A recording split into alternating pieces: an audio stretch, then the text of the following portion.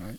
His next one he calls unconceived alternatives, and he this idea is similar to what we just saw with this, right? He says there are actually two related arguments for scientific skepticism from the history of science. The first, he says, is the pessimistic induction. The second is this: not only do we have examples of two or more competing theories that match the same data, but we also have examples where the alternative theory was something that we hadn't even dreamed of. Right?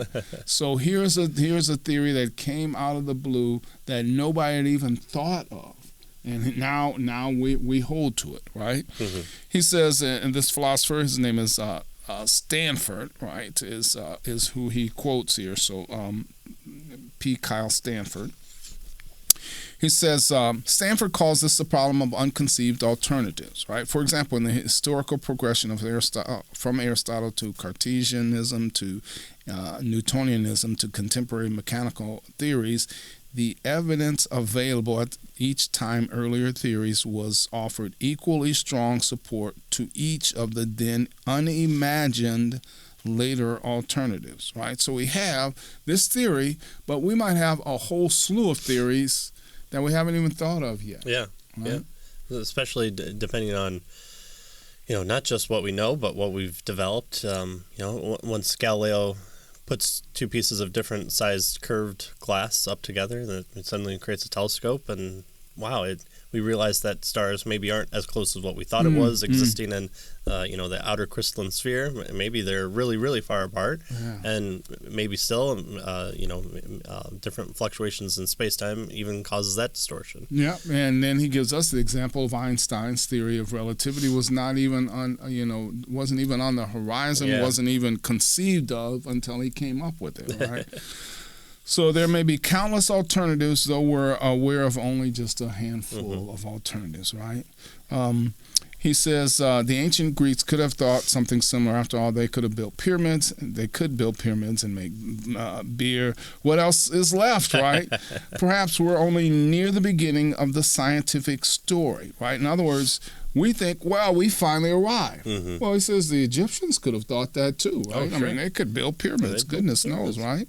But he says we're only near the beginning of this. We could be only near the beginning of the scientific story, with yet millions of years left. Perhaps we're at a laughably primitive stage in science. Well, compared to where we could be in a million years or whatever. I mean, right? just look at wealth in the world. It's something that we had to wait almost 200 years ago for the amount of wealth that we had to reach 150% of what we had 1,000 years before that, and then to not concentrate it in the hands of literally it's not even the 1%. It's like the 7 people who were rich at the time, and then you develop a market economy and distribution of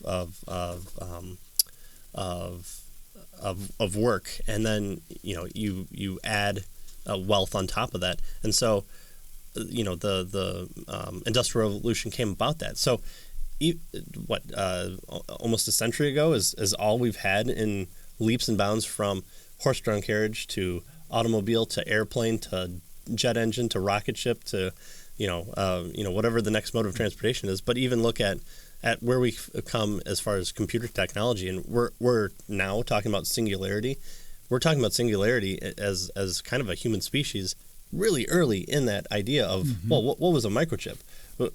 Before that, no one knew what a microchip was. It was resistors and transistors, and you had big tubes, and you just needed bigger tubes until you could compartmentalize and have microscope stuff. So this idea that we're advanced as far as technology has gotten us is something that like Elon Musk and people that work the talk circuits that are really interesting to talk about, but is even human species a predominant one, or are we here only to build the AI that goes out and conquers the universe. You know, where exactly are we falling? If we look at the scope of human history, it doesn't seem like we've, at least from what our knowledge is of right now. And the point here is there may be unconceived alternatives that we've never even thought of. Right.